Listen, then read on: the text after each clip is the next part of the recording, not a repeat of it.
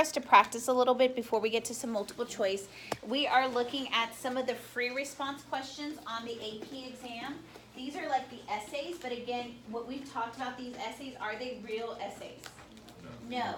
And so I don't know how many of you are signing up for the AP exam, but I want us to look at these just in case. So this first one, y'all see how I've already marked out number 2 because it doesn't respond to what we need. We're gonna look at number 3.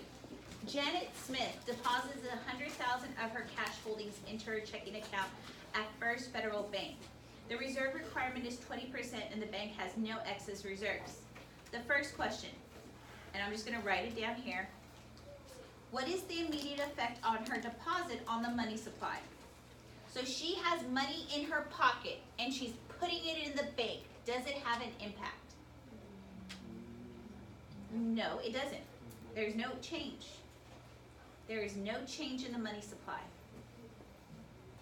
Because she can still use that. That money's still liquid, right? It's still liquid because it is in the component of what M we've talked about. This is, it is still in M1. It just went from cash to a demand deposit.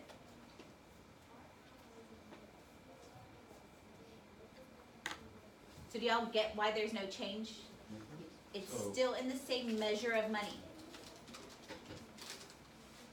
What's your question? It hasn't asked what the bank has done with it. Oh. Okay, and that's why, because it hasn't asked what the bank has done with it, it's asking the immediate effect. There's no change, right? It's still M1, right? It's cash, demand deposit, they're both the same thing. Okay? Now when you look at 2, Donovan, it says, what is the maximum amount of money that First Federal, now are they putting it in? Yes. Is this gonna be something different? Yes. Okay, so do y'all see how to read these a little bit differently? Okay, so B, it says, what is the maximum amount of money that First Federal can initially loan out, and explain how you determine this amount? So let's do this B. I have to set this up to figure out what first? The reserve. The reserve requirement. So I'm gonna take 1,000 times what? 20%. 0.20, which is gonna give me what is the reserve requirement? 200. I need to figure out what they need to loan out, right? So then I take what? I need my excess reserve, so I'm gonna take 1,000 minus what? 200. There you go. That's all you would have to do for that answer to do this for the AP exam, and they would take it. Are you getting with me? All right, let's look at 3. Or not 3, you know what, C. Okay, what is the maximum amount of money the entire banking system can create? Explain how do you determine this amount? So what number am I gonna take here? 800, and I have to, how do I figure it out? 1 divided by 2. I take 1 over 0.20, which is gonna give me what? 5. So 800 times 5 is gonna give me 4,000. 4,000, right? Wait, yeah. Yeah, there you go. I'm trying to do this without a calculator, please check my math. There you go. Have I explained how I determined this amount by showing my math? There you go. Let's look at D. It says, give one reason why the money supply may not increase by the amount you identified in part C. Well, I know that they can lend out to $4,000. But what? Don't lend that out. There you go. The bank does not lend out all the money that it could possibly lend out. Or, so the bank doesn't lend out all the money. Or, people don't what? People don't want loans, People don't want loans. or couldn't someone take the cash and just put it in a jar in their house and? Exactly. People hold on to cash.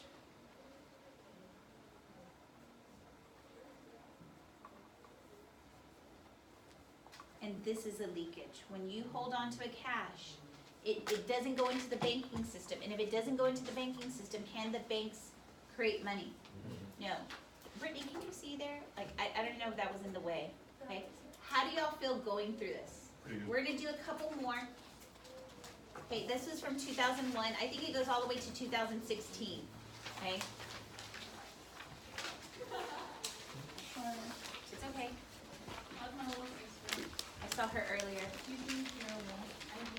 She asked me which of the sisters I like the best. I said I like both of y'all. I like Emma because she's free spirited, but Maria, like your tart tongue and your focusedness. If that's a word. I'm just gonna say that you like me more, Yes. so that I feel better about myself. I like you more. Thank you. Okay. So, this next one, wait, what is this?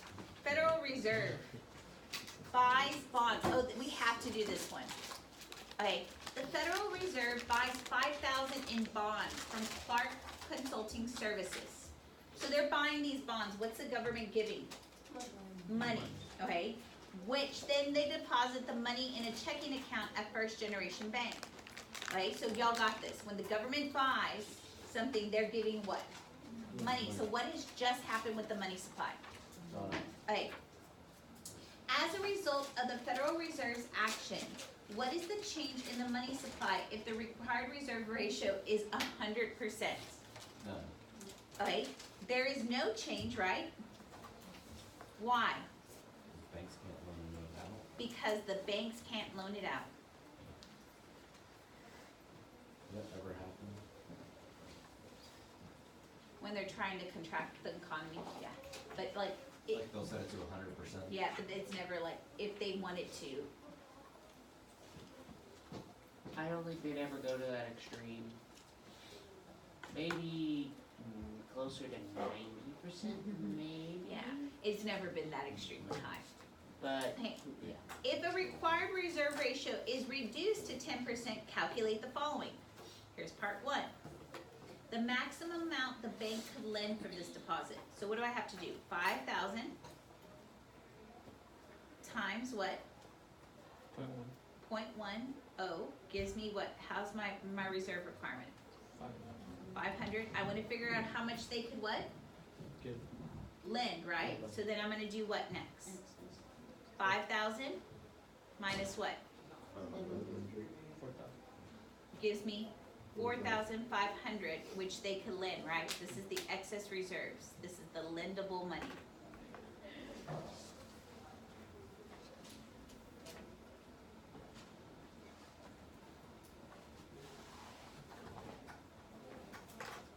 Okay. What is the maximum increase in the total money supply from the Federal Reserve's purchase of bonds?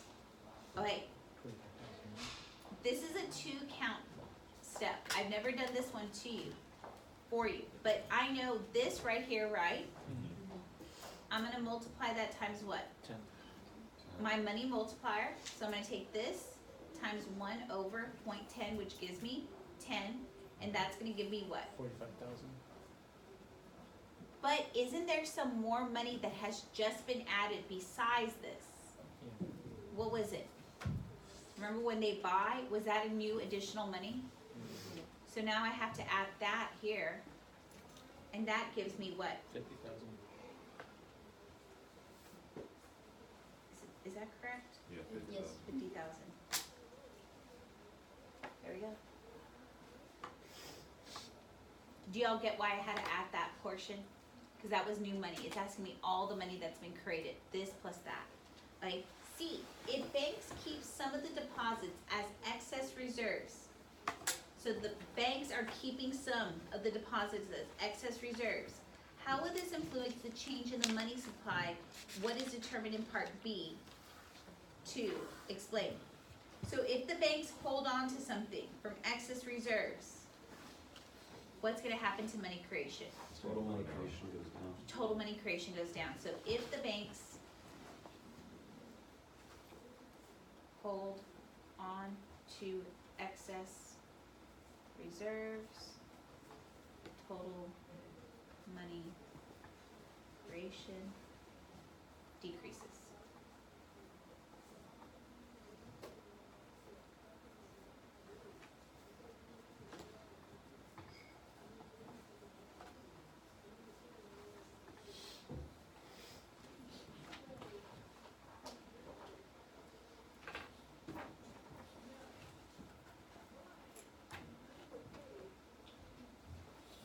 next one says, if the public decides to hold some money in the form of currency rather than in demand deposits, how will this influence the change in the money supply that was determined in B part 2?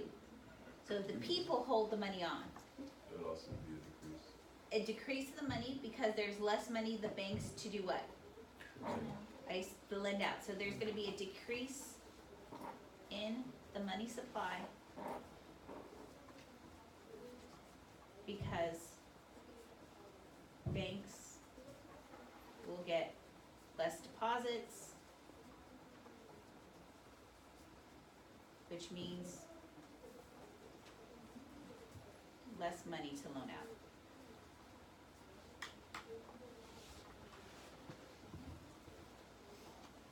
Looking at these essays are pretty easy, right? Once you know the math. And so I don't know how many of you want to take the AP exam, but the way we have our book, you could be able to come back to this. And I will tell you, every single year, they're always going to ask something on monetary policy, even if it's the long essay or one of the short essays. Okay, we're What gonna do you try. mean long essay? Long essay, I have not shown you a long essay. A long essay is gonna have monetary, fiscal, and foreign exchange. Basically, these last 3 units I'm doing is gonna be the essays. And it's all like this. And so it's just those three concepts combined into just one of these? Cause they all interrelate. Remember how I had foreign exchange right here and I said, I'm gonna get to that in unit 6? We're gonna see monetary policy will have an impact on fiscal policy, which will have an impact on our foreign exchange. Okay, we're gonna do one more. For good measure. 3, assume that the reserve requirement is 20% and the banks hold no excess reserves. Assume Kim deposits 100 of cash from her pocket into her checking account. Calculate each of the following. What is the maximum dollar amount the commercial bank can initially lend? Oh, this should be easy. So A, 1. So I'm gonna take 100 times what? 0.2, which gives me how much can they initially lend? 80.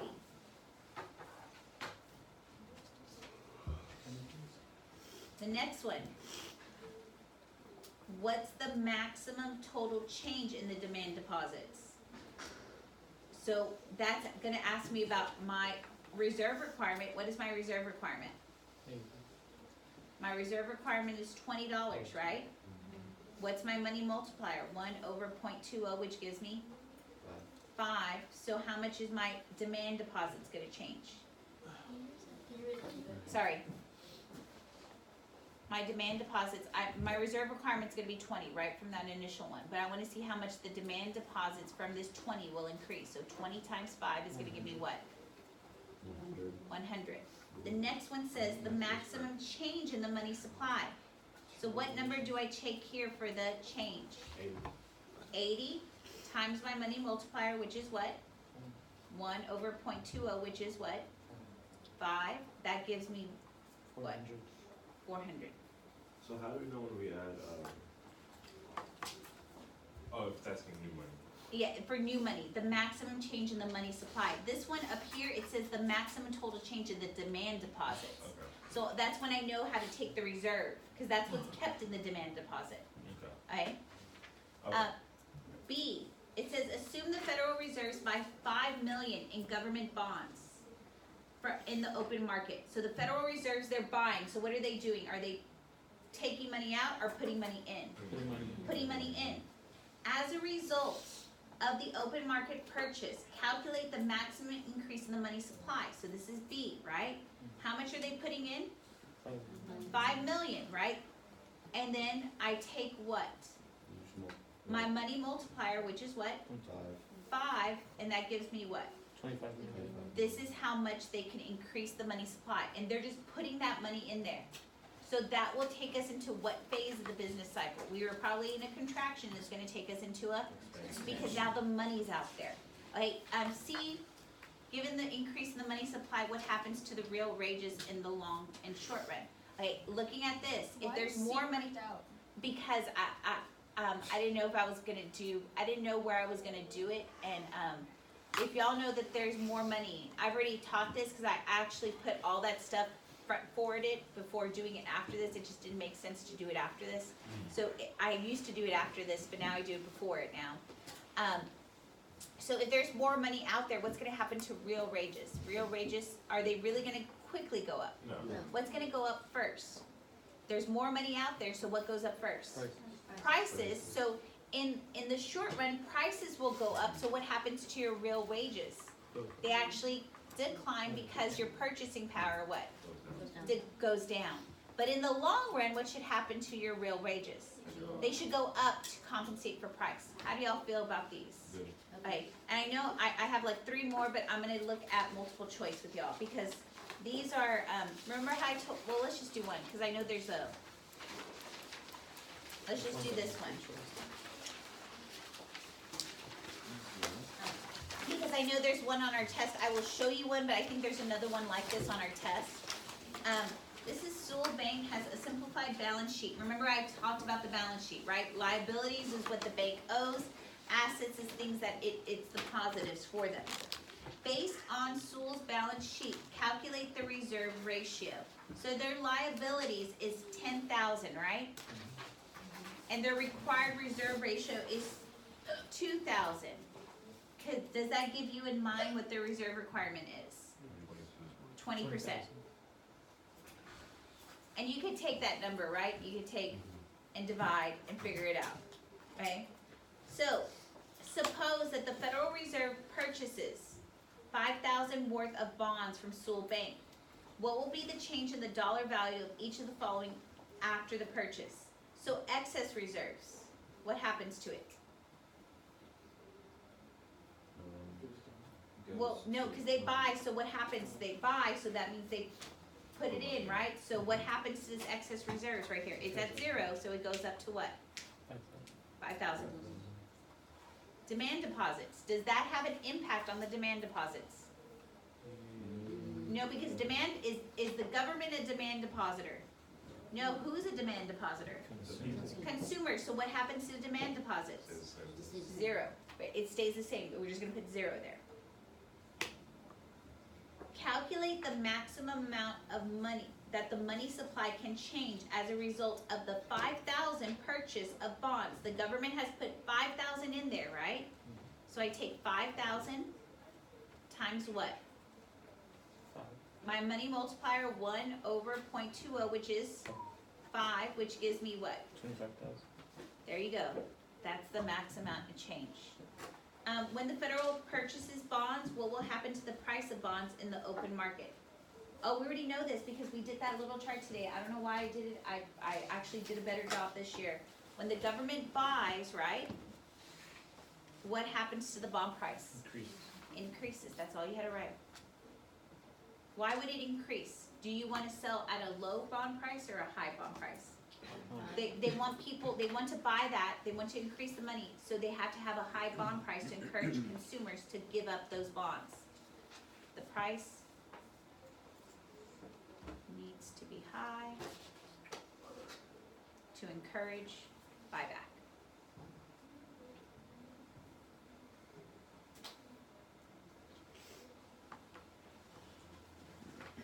That's why I have that chart. I keep on forgetting, like every year I add something else, and I'm like, I didn't do this well. What is a bond physically look like? It's a piece of paper. I said, you just mail it That back. says it's bond. What happens if you lose the paper? You can, because you're the only person who could own a bond. But I'm saying like what, you say it's literally just a That's piece why of paper. that's why people put them in like safe deposit box at banks, or they put it in their, Oh. you lock them up basically. But let's say I have it in my truck, right, and I'm driving down the highway with my windows down, and it flies out of the side of the truck. Do you just lose that money? You just lose that money. It's like cash. Yes, Maria? I know this was sort of a long time ago. Can you explain why the excess reserves is 5,000? Huh? Can you explain why the excess reserves is 5,000? The Exorcist is 5,000. The Excess reserves. Oh, because that's just now money into the bank. So now this excess reserve that was 0, it's 5,000 because they don't have to take that as it's just money added in. So To- where did you get like? It was right there. Purchases $5,000. Okay. Yeah. Thank you. Okay, I heard The Exorcist and I was like, we're getting closer to Halloween and I'm hearing stuff. Okay. E, suppose that instead of the purchase of bonds, the Federal Reserves, an individual deposits 5,000. in cash into her checking account. Demand, of course, a girl would have that money. Demand deposit account. What is the immediate effect in the cash deposits on the M1 measure of supply? So she has it in her pocket, she's putting in her demand deposit. Is there effect on the M1 measure of the money supply? No. Why not? It's still the same. It's still in the same measure, right? Cash money is the same as a demand deposit. That's all it is. No change. How do y'all feel? Good. Alright. Let's try some multiple choice and then we'll do some review